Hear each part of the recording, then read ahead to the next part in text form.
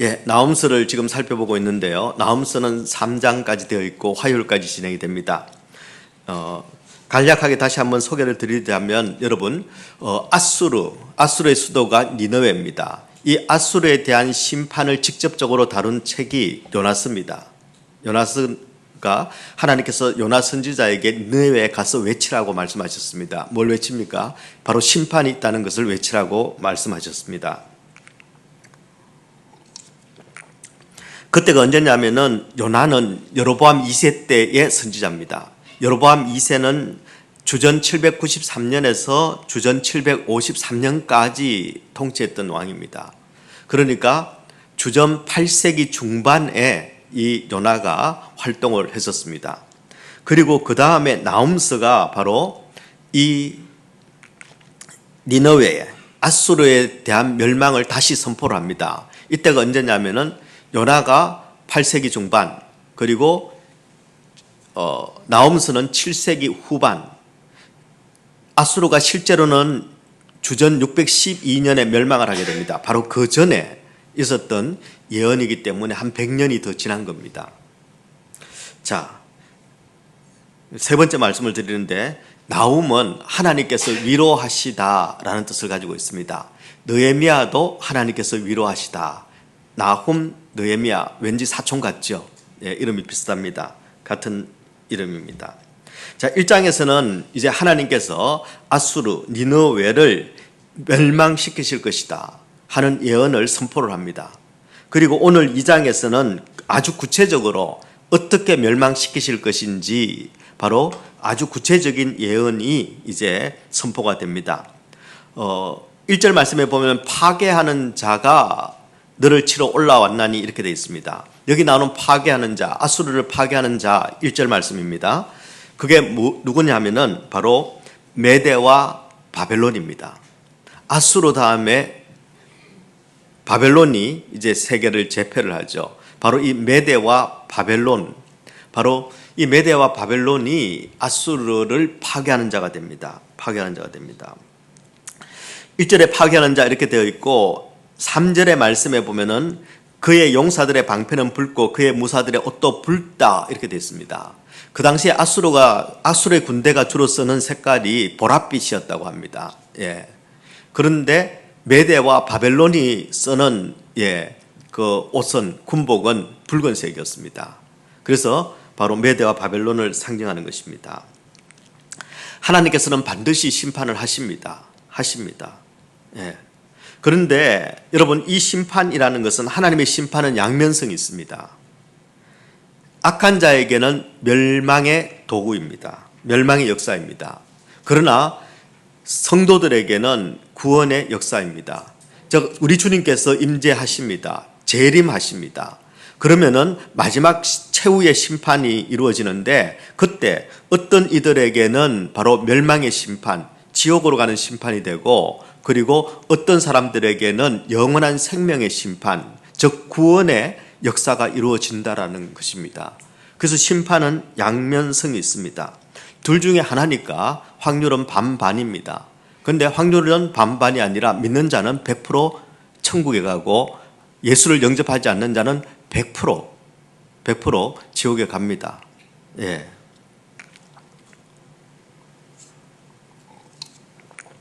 하나님께서는 심판하십니다. 그때는 우리가 가진 어떤 것도 필요 없습니다. 내 안에 예수가 있느냐 없느냐로 결정이 됩니다.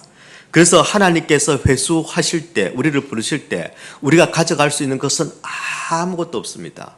그래서 제일 중요한 게 무엇인가? 내가 예수를 소유하고 있는가? 소유라는 표현은 이상합니다만 영접하고 내가 모시고 있는가 하는 것이 제일 중요합니다. 내가 뭘 가졌다, 내가 얼마나 똑똑하다, 제가 IQ 200 가까이 돼도 절대 자랑하지 않지 않습니까? 예. 그래서 200이라고 해서 150이 넘는다는 이야기는 아니고 0에서부터 시작했을 때 이야기를 하는 겁니다. 아무것도 가질 수 없습니다. 그래서 성경은 뭐라고 이야기하냐면은 그거 다 썩을 거다. 근데 우리는요, 예수 때문에 싸우지 않습니다. 예수 때문에 애달파하지 않습니다. 예수 때문에 낙심하지 않습니다. 예수 때문에 망했다고 절망하지 않습니다. 우리가 절망하는 것, 우리가 화내는 것, 우리가 기뻐하는 것, 우리가 막 애착하는 것, 그거 한번 가만히 보십시오. 하나님께서 우리를 부르실 때 가져갈 수 없는 것들입니다. 소유할 수 없는 것들입니다. 예. 그래서 성경은 그것을 썩어질 것들이라고 이야기합니다. 아무짝에도 쓸모없는 것, 아무것도 아닌 것. 야, 너 그것 때문에 왜 울고 있냐? 그것 때문에 너 왜 웃고 있냐? 그것 때문에 왜 너 살맛 나고 있냐? 그거 아무것도 아닌데 예수만 있으면 그게 살맛인데. 예. 썩어질 것 가지고 그러고 있으니까 네가 그러니까 멍집사라는 이야기 듣지, 등집사라는 이야기 듣지, 이렇게 이야기를 합니다. 여기 집사는 꼭 집사님이 아니라 권사, 목사, 장로님 다 포함되는 겁니다. 예. 집사님들도 나중에 저한테 집사에 따로 모으자 이러시지 말고요. 예, 그런 겁니다. 여러분, 이 심판은 반드시 있습니다. 반드시 있습니다. 그런데 곧 있습니다. 예, 곧이라는 것은 우리가 알지 못할 때입니다. 준비하지 못할 때입니다.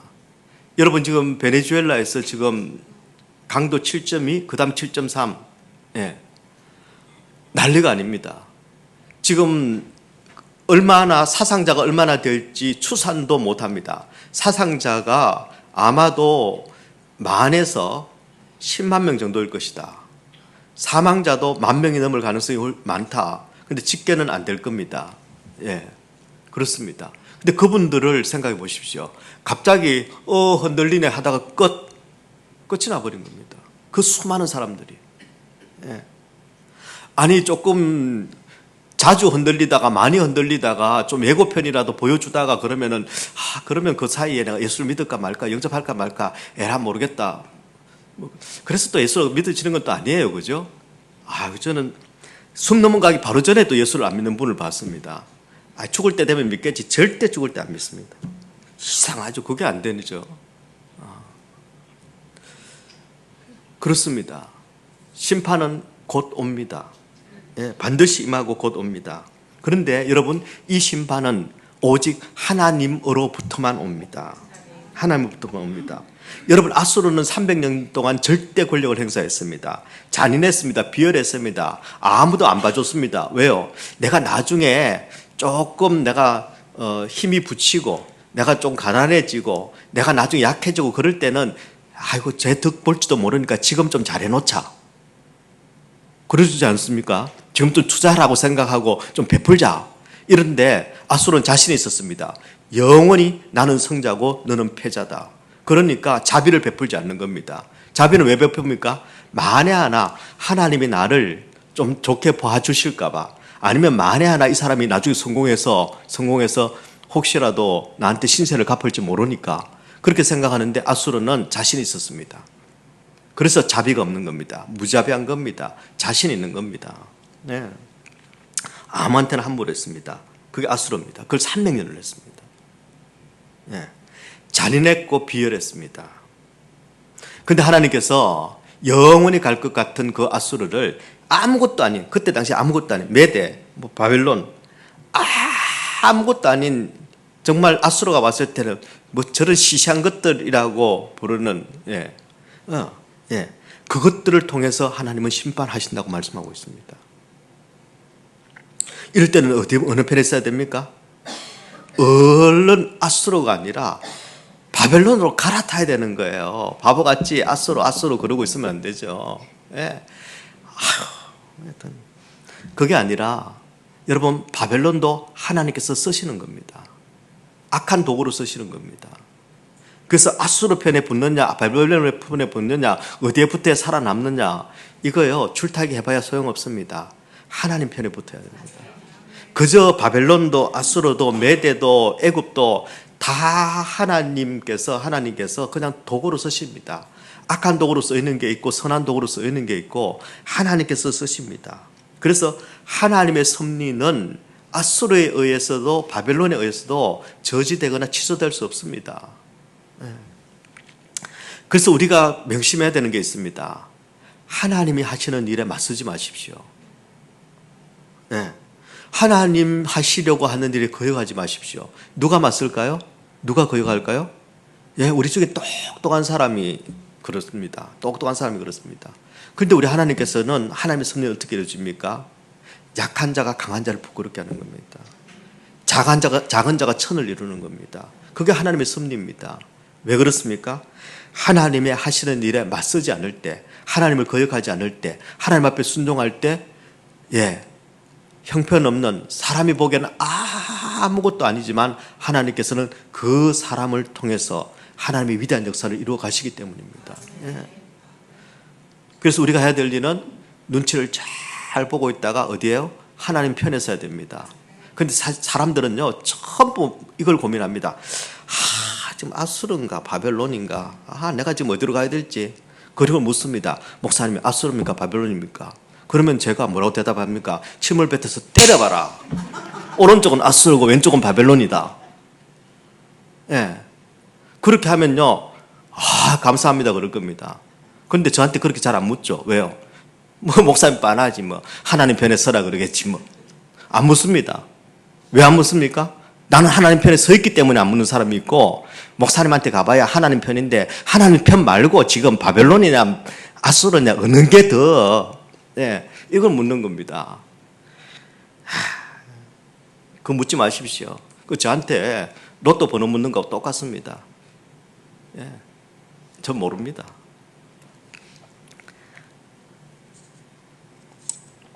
하나님 편에 서 있으면 됩니다. 절대 하나님의 섭리에 맞서지 마십시오. 맞서지 마십시오.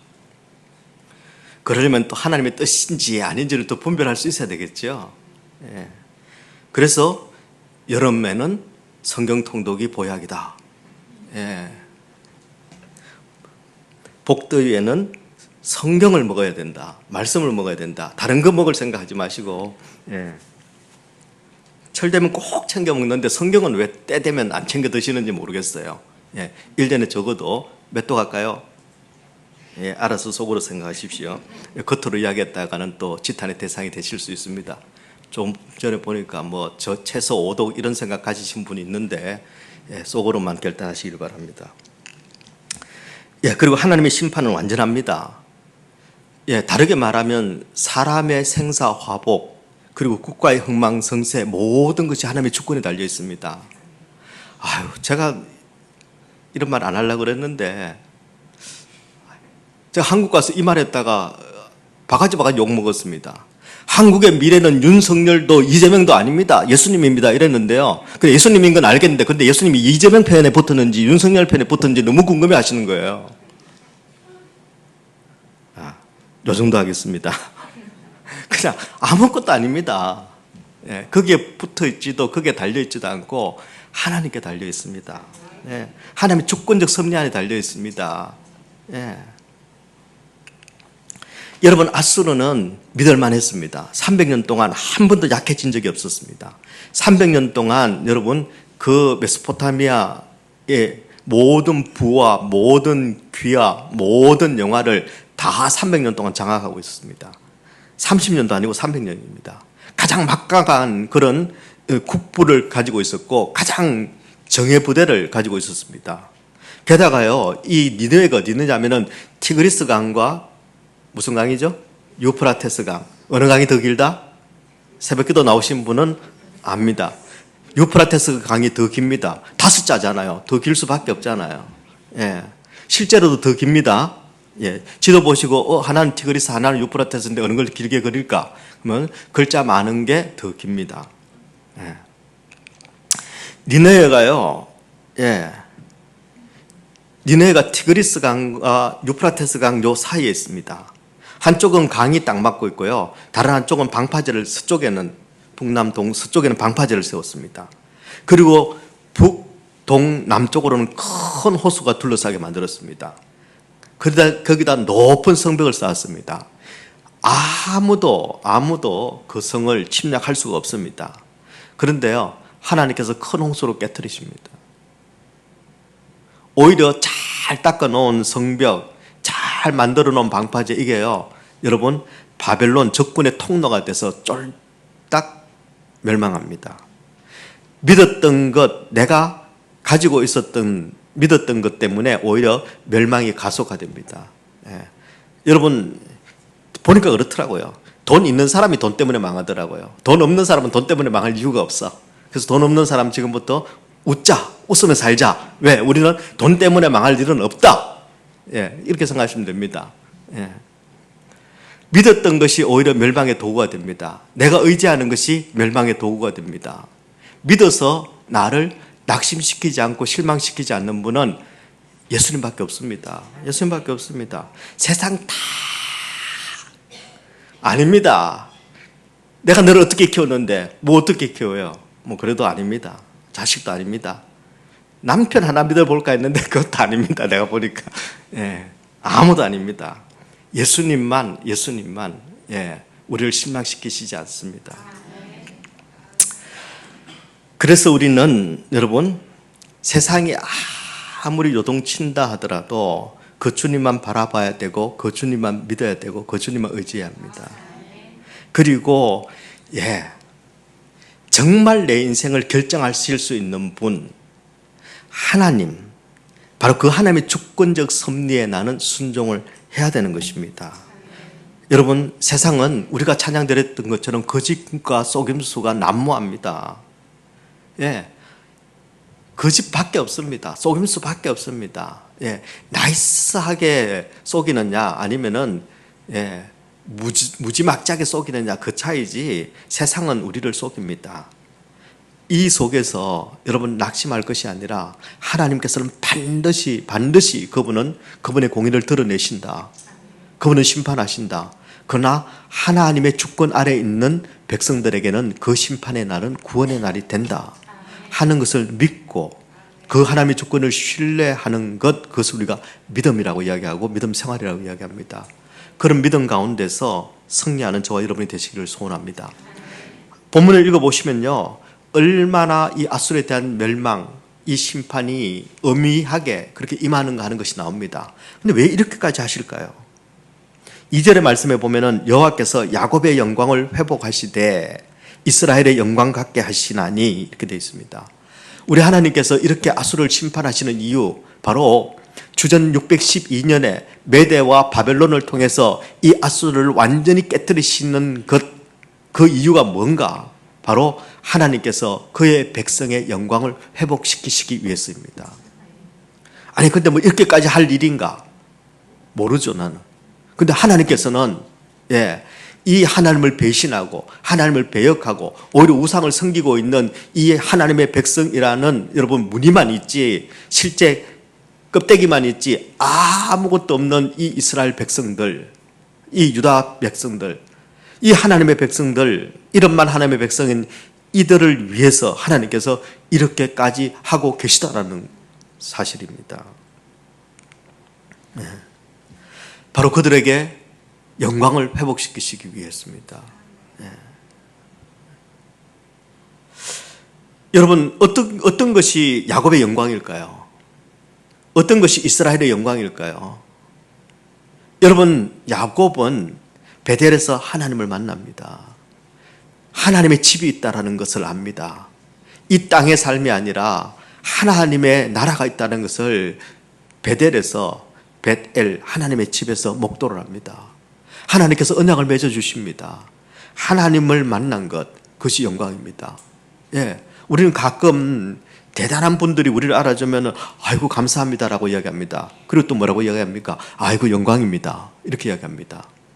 근데 하나님께서 야곱을, 그것도 하나님을 찾는 야곱이 아니라 쫓겨가고 있는 야곱을, 그것도 자기가 잘못해서 쫓겨가고 있는 바로 그 야곱을 하나님께서 만나주셨습니다. 하나님께서 우리를 만나주시면 뭐라고 이야기할까요? 아이고 하나님 고맙습니다. 저 같은 걸 만나주시니 영광입니다. 이렇게 얘기하지 않겠습니까 우리가? 바로 그 야곱의 영광, 하나님을 볼 수 있는, 하나님을 만날 수 있는 그 영광을 회복시켜 주신다 하는 것이 하나님께서 이렇게까지 하시는 이유입니다. 그런 의미에서 여러분 마지막 심판은 완전히 우리에게 완전한 영광을 회복시켜 주시는 것이 바로 구원이고 마지막 심판 때입니다. 우리가 천국에 가죠. 그러면 완전합니다. 어떤 의미에서 완전합니까? 하나님을 진짜 완전히 대면에서 볼 수 있기 때문에 그때 우리의 영광은 완전해지는 겁니다.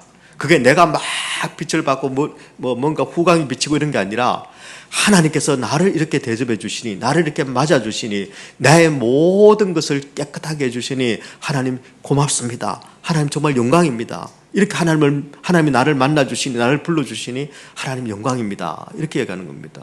근데 우리는 사람한테는 이 이야기 자주 합니다. 잘합니다. 아이고 고맙습니다. 뭐 조금만 줘도 고맙죠. 고마워야죠. 조금만 여러분 뭐 유명한 사람이 저기 하면요, 아이고 영광입니다. 그렇게 이야기합니다. 예, 뭐 예의상 그렇게 하는 경우도 있겠지만 어쨌든 영광이라고 이야기를 합니다. 사람이 조금만 베풀어줘도, 조금만 알아줘도 영광이라고 하는데, 하나님께서 나에게 그분이 주실 수 있는 완전한 것을 주시는 것, 그것이 바로 진짜 영광입니다. 하나님께서는 우리의 영광에 이렇게 관심이 많으십니다. 하나님께서는 우리가 영광스럽게 되는 일에 관심이 참 많으십니다.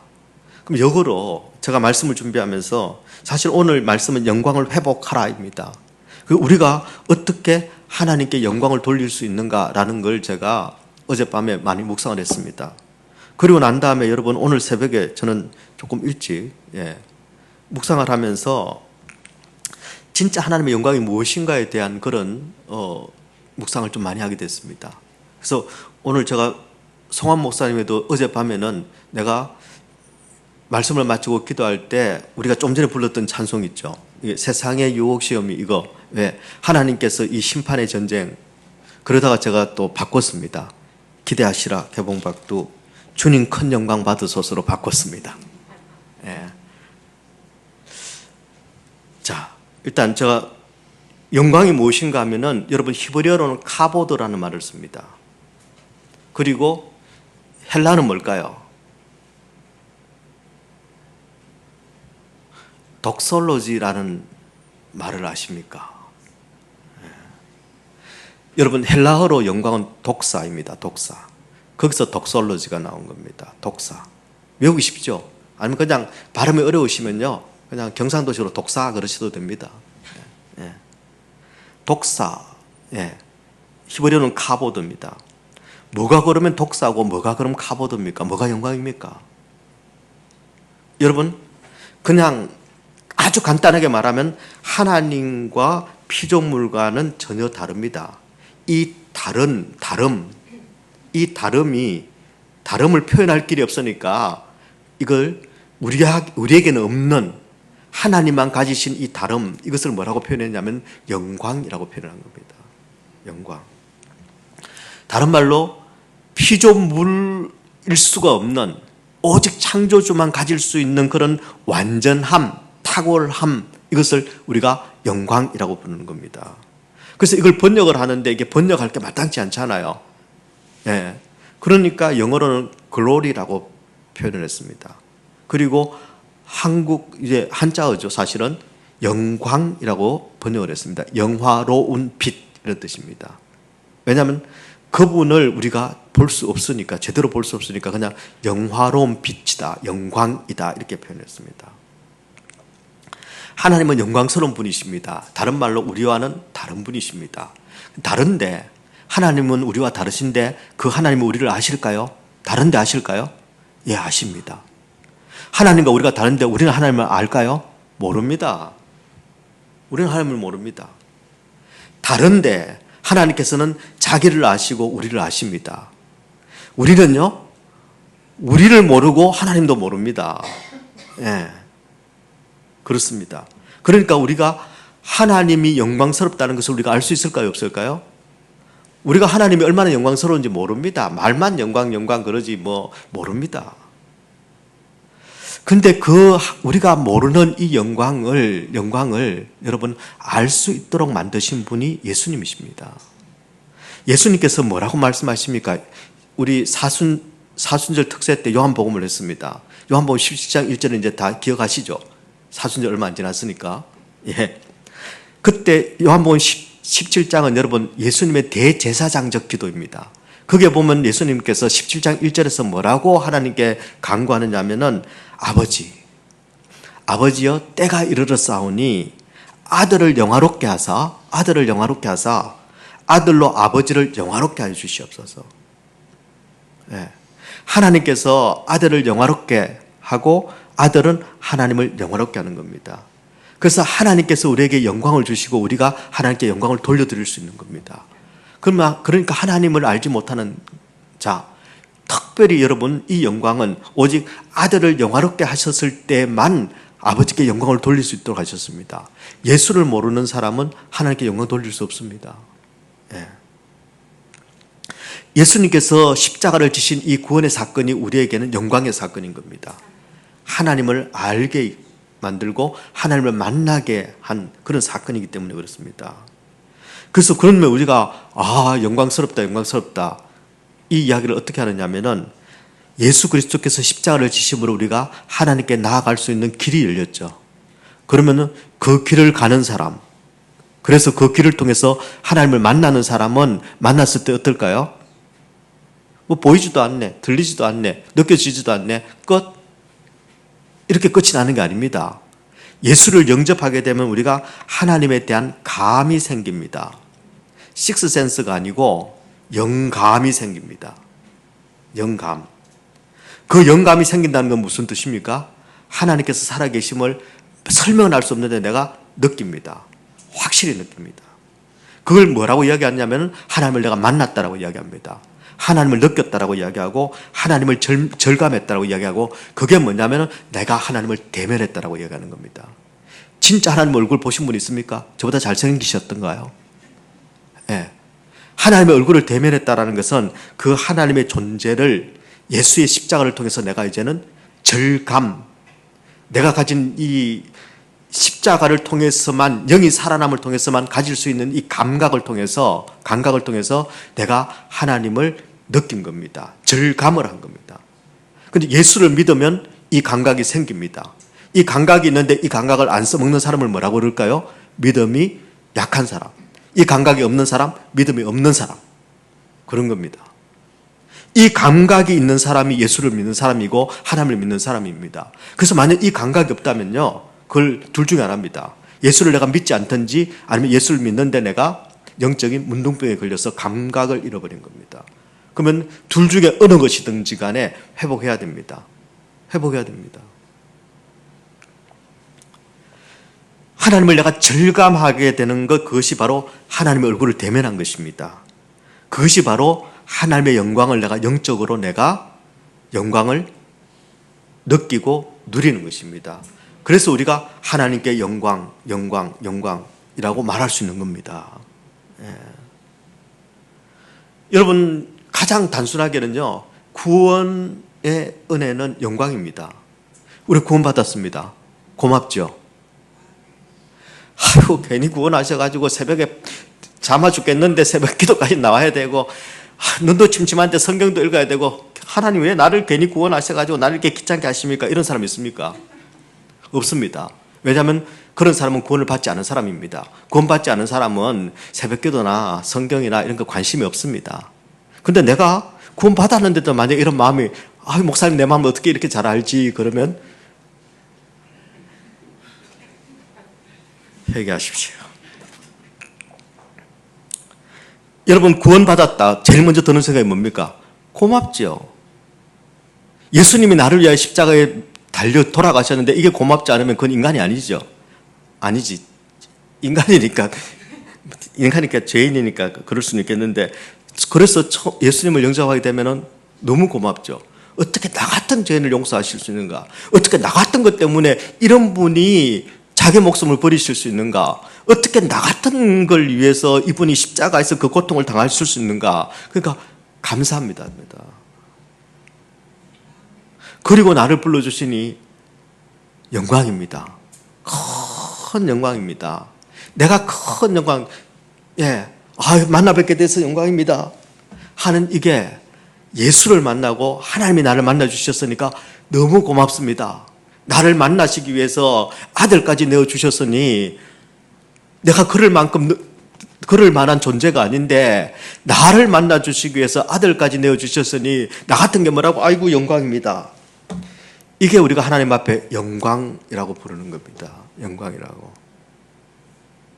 그래서 여러분, 특별히 여러분, 우리 영광송 할 때, 지금은 송축해 내 영혼 내 영혼. 송축해가 하나님 앞에 영광을 돌린다는 의미입니다. 그러니까 그냥 고맙습니다. 뭐 영광이네요. 그게 아니라 여러분 이 찬양만큼은 여러분이 혼을 갈아 넣어야 됩니다. 예. 진짜 하나님의 영광을 내가 절감한다면은 그냥 대충 부르시면 안 됩니다. 진짜 이러다가 부르다가 죽을 이름이여 이런 정도로. 아니 사람도 부르다가 죽을 이름이여 그러고 그 목숨 거는데 우리가 하나님의 영광을 찬양하면서 죽는 신용까지는 해야 되지 않을까 하는 생각입니다. 여러분 그분의 탁월하심, 그분의 완전하심 그것을 내가 인정하면은 그러면은 아이고 고맙습니다. 영광입니다. 그게 하나님께 영광 올려드리는 겁니다. 그래서 가장 집약적으로 나타나는 게 뭐냐면 예배입니다. 감사하고 찬양하고 그리고 공적인 예배를 드리고 이게 바로 하나님께 영광 돌려드리는 겁니다. 하나님께 영광 돌리는 겁니다. 뭐 예배 한번 잘 드린다고 예배 한번 잘 드리면 여러분 인생 바뀝니다. 여러분 운명 바뀝니다. 안 되던데 예배 한번 잘 드린 적이 없어서 그런 겁니다. 제가요 신앙생활 60년인데 여러분 쏟겠습니까? 잘합니다. 저도 그런 예배 많이 드려봤기 때문에 잘합니다. 하나님을 부인해봤기 때문에 잘합니다. 인간의 논리를 가지고 성경을 저도 비판할 만큼 비판해봤기 때문에 잘합니다. 저는 치밀하게 조직적으로 그렇게 하나님을 엄해하고 비판했던 사람입니다. 그러니까 여러분 웬만큼 불신하지 않고는 저한테 이길 수 없습니다. 제가 웬만큼 불신해봤거든요. 의심해봤거든요. 그래서 안 속습니다. 예배 제대로 드리면 일단 하나님께서 영광 받으십니다. 기뻐하십니다. 그리고 그 예배는 우리를 바꿉니다. 내 영을 바꾸는데 어떻게 우리 인생이 안 바뀔 수 있습니까? 그러면 그런 사람들은 또 뭘 하느냐? 이게 준비해온 건 제가 열심히 또 이렇게 성경 구절을 쳤기 때문에 어젯밤에 준비한 거라서 오늘 없앨까 하다가 그래도 여러분이 참고하십시오. 자, 우리가 하나님 앞에 영광 돌리는 방법은 가장 근본적으로 예배라는 것을 아십시오. 그리고 그 외에도 이런 것들을 통해서 우리가 하나님께 영광이 될 수 있습니다. 마태복음 5장 16절에 이렇게 말씀합니다. 이같이 너희 빛이 사람 앞에 비치게 하여 그들로 너희 착한 행실을 보고. 말로만 안 됩니다. 하나님이 정말 계신 것처럼 내가 행동하는 게 착한 행실입니다. 하늘에 계신 너희 아버지께 영광을 돌리게 하라. 그 다음요 요한복음 15장 8절입니다. 너희가 열매를 많이 맺으면 내 아버지께 영광을 받으실 것이요 너희는 내 제자가 되리라. 열매를 많이 맺어야 됩니다. 열매는 여러분 이거 오늘 권사님들 모임에서 이야기하려고 했는데 그때 제가 말씀을 안 드리고 줄이겠습니다. 열매는 기본적으로 성경에는 크게는 세 가지가 있습니다. 내 성품이 살아나고 성장하고 성숙하는 것, 이게 일단 열매입니다. 성령의 열매가 있죠. 성령의 열매도 바로 성령께서 내 안에 계심으로 말미암아 성령이 낳을 수 있는 그런 성품들이 있습니다. 뭘까요? 미움, 정오, 절망, 좌절 뭐 이런 것들이 있죠. 고개를 왜 끄덕이십니까? 이런 거 말고 성령이 우리 안에 계시면은 그리고 우리가 그 성령께 반응하면 주시는 7가지 열매가 있는 거예요. 그게 있죠.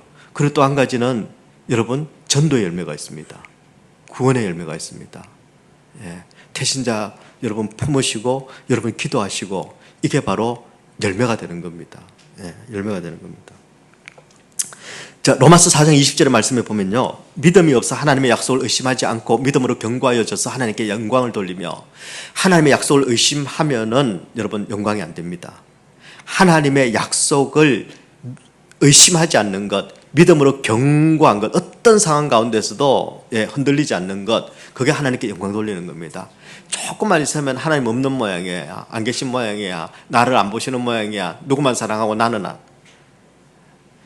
그러면 제가 그렇게 말하고 싶습니다. 그런 너를 위해서 예수님께서 십자가에 돌아가셨다야. 그 말하고 싶지 말은 안 해봤습니다. 고린도후서 9장 13절의 말씀에 보면 이런 말씀이 있습니다. 이 직무로 증거를 삼아 너희가 그리스도의 복음을 진실히 믿고 복종하는 것과 그들과 모든 사람을 섬기는 너희의 후한 연보로 말미암아 하나님께 영광을 돌리라. 예, 헌금이 영광이 아니지만 헌금을 어떻게 드리느냐는 굉장히 중요합니다. 후한 연보입니다. 여러분 액수를 많이 하라 이런 뜻 아닙니다. 예, 믿음을 가지고 하나님 앞에 드려지는 것, 과부의 2렙돈이라 하더라도 그것은 하나님께 영광을 돌릴 수 있습니다. 고린도서 4장 15절에 이렇게 말씀합니다. 이는 모든 것이 너희를 위한 민이 많은 사람의 감사로 말미암아 은혜가 더하여 넘쳐서 하나님께 영광을 돌리게 하랴. 우리가 하나님 앞에 감사하는 것, 예, 하나님 감사합니다. 하나님 덕분입니다. 영광입니다. 그게 하나님께 영광을 돌리는 거라는 겁니다. 예. 고린도후서 1장 20절은 하나님의 약속은 얼마든지 그리스도 안에서 예가 되니 그런즉 그런 말미암아 우리가 아멘, 아멘이 예스입니다. 예, 한국말로 예, 예, 아멘 할 때 하나님께 영광을 돌리게 된다라고 얘기합니다. 그 아멘이 좀 많아야 됩니다. 그러니까 어느 교회 보니까 아멘 교회도 있던데, 아, 그거 참 교회 이름이 정말 너무 멋있어요. 아멘 교회, 예스 교회. 예, 하나님의 약속은 우리는 무조건 믿는다 하는 뜻 아닙니까? 예, 아멘입니다. 뭐 다양하게 더 많이 있습니다. 하지만 여러분 이 모든 것의 원리는 무엇인가 하면 하나님을 하나님으로 인정한다는 것입니다. 하나님을 하나님으로 인정한다는 것입니다. 예. 저는 저와 여러분의 영이 살아나기를 축원합니다. 그래서 하나님이 오셨는데도 대면대면 그런 것이 아니라 하나님 오시고 느낌이 와. 그녀를 만나기 100m 전이야 지금은. 하나님께서 지금 막 오고 계셔. 예. 여기 하나님 이미 와 계시는데 왜 오고 계시다고 표현하지가 아니라 내가 지금 내 마음이 100m 전, 50m 전, 10m 전 그 하나님의 영광을 내가 절감할 지금 준비를, 그리고 그 하나님의 영광 앞으로 나아가는 그 과정이 100m라는 겁니다. 하나님은 100m 저 멀리서 오시는 분이 아니고 와 계시는 분이십니다. 임마누엘입니다. 근데 내가 문제라는 거예요. 이런 건 보통은 설명 안 해도 되는데 다 아시죠? 아, 시간도 없는데 저거 설명한다고 또 1분 더 갔네 이런 분도 계시면은 죄송한데 2분이 못 알아들으셔서 제가 이야기한 겁니다. 절감하는 것, 하나님을 절감하는 것, 하나님을 절감하는 것, 그게 하나님을 만났다 표현하는 겁니다. 하나님을 만났다. 증거를 보여봐라. 증거는요 자기가 만나야 증거입니다. 보여주면 뭐 자기가 만날 거예요 말 거예요, 그죠? 내가 만나야 됩니다. 내가 만나야 된다. 하나님을 절감하는 이 일은 너무너무 소중한 일입니다. 이것을 우리는 하나님을 절감했다를 하나님의 영광을 대면했다. 그리고 하나님의 영광을 대면한 사람들은 뭐요? 뭘 한다? 반사. 티가 납니다. 하나님의 영광을 절감한 사람들은 티가 납니다. 티가 납니다. 감사와 찬양과 경배로 하나님을 예배할 수 있습니다. 저는 우리 얼바인 사랑의 교회 예배가 이런 예배가 되기를 소원합니다. 우리의 모든 모임이 바로 하나님을 함께 절감하는 그런 모임이 되기를 소원합니다. 하나님만 빼고 모이는 사람들 꽤 있어요. 그러면 그걸 교회라고 부르면 안 됩니다. 교회라고 부르면 안 됩니다. 하나님께로 모여든 사람을 우리는 교회라고 부릅니다. 하나님께로 모여든 사람. 그러니까 하나님께로 모여들었으면 우리가 이 안에서 어떤 이야기를 해야 될까요? 하나님 감사합니다. 하나님 영광입니다. 우리 교회가 이런 교회 되기를 우리 주님의 이름으로 축원합니다.